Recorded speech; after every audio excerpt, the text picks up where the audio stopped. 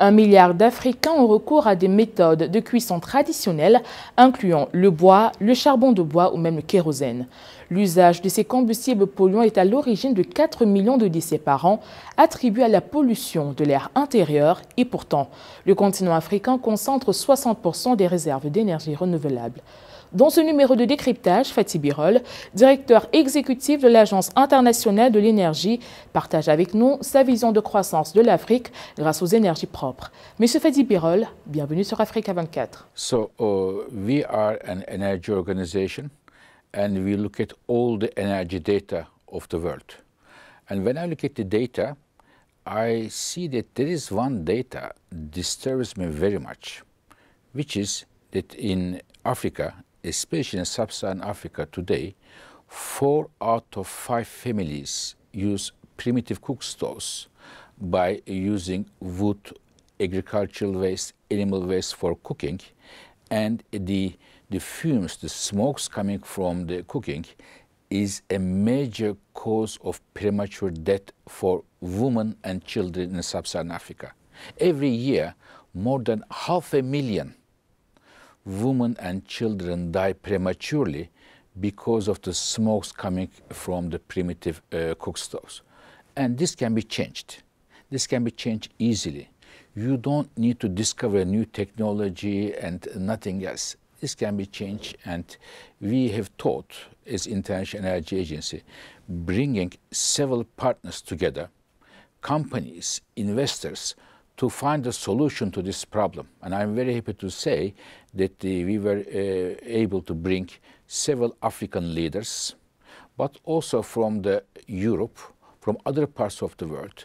And they are going to, tomorrow at our summit, they are going to announce substantial amount of financial pledges in order to address this problem. In my view, this is one of the largest, starkest inequities in the world, that in the 21st century, 500,000 women and children die prematurely because of the primitive cook stoves. With this meeting, I believe it will be a turning point in the history of addressing this critical issue. L'Afrique possède l'une des meilleures réserves d'énergie, aussi bien renouvelables que non renouvelables. L'AEI que vous dirigez a estimé à 60% des meilleures ressources d'énergie solaire étaient en Afrique et que le continent pourrait produire jusqu'à 5000 mégatonnes d'hydrogène par an. Et pourtant, 600 millions de personnes vivent toujours sans accès à l'électricité. Comment cela s'explique-t-il? Quels sont les freins à la mise en valeur de ce potentiel naturel? When we look at the picture today, in the entire world, the cheapest source of generating, producing electricity is solar, wherever you go. And again, Africa alone gets about 60% of all the world's solar radiation. However, there is still about 550 million people who have no electricity in sub-Saharan Africa. And when you look at it, I tell you one number. In the electricity we produce from solar in entire sub-Saharan Africa is less than electricity from solar produced in Belgium. So think about the map of the world. How big is the sub-Saharan Africa? And how many people live there? And how much solar comes to sub-Saharan Africa? And think about the Belgium. So this is a major problem, and it is the reason there is a need for the multilateral development banks, such as the World Bank, African Development Bank, to help the African countries to finance this clean energy, clean electricity, especially solar investments. And I believe tomorrow's meeting will also give a strong boost to that. L'AEI estime qu'il faut 25 milliards de dollars d'investissement. Même si pour l'heure, le continent détient le plus bas taux d'utilisation des énergies modernes, la demande en énergie augmente chaque année. Quels sont les leviers qui doivent être actionnés pour que le continent africain utilise son énorme potentiel solaire et mette fin à cette précarité énergétique? I think when we look at Africa, there is a lot of energy sources: solar, hydropower, natural gas, wind, all of them. And Africans themselves need to decide which of these energy sources, how much they are going to use at home. Because there are many projects now, for example, hydrogen.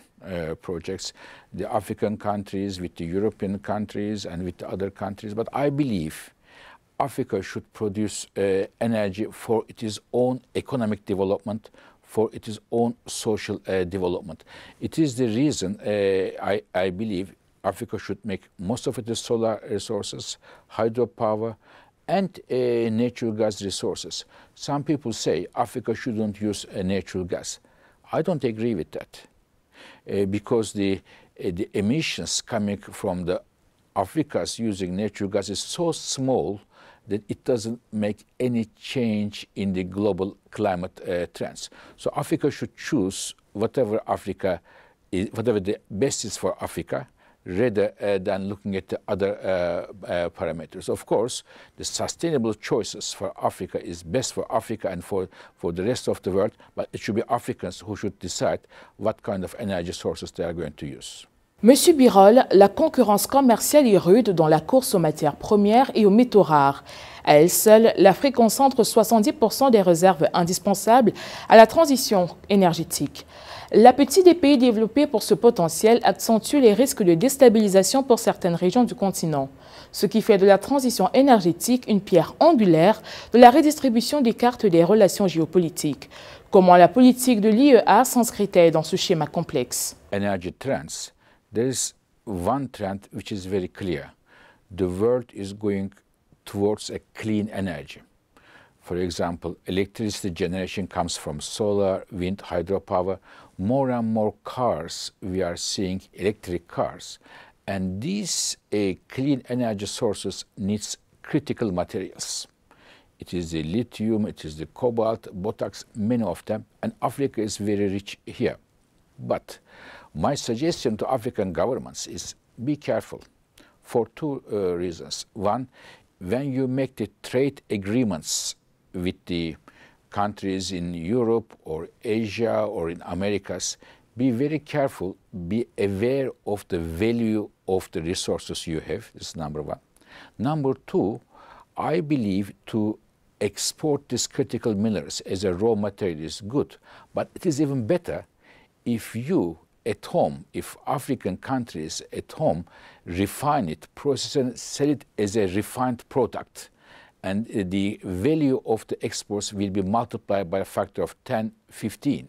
So not only like the oil, not only the exporting the crude oil, but to refine it at home, to manufacture at home, and then sell it, then the African countries will make lots of money there. So be careful about the value of the resources we have. They are very valuable resources.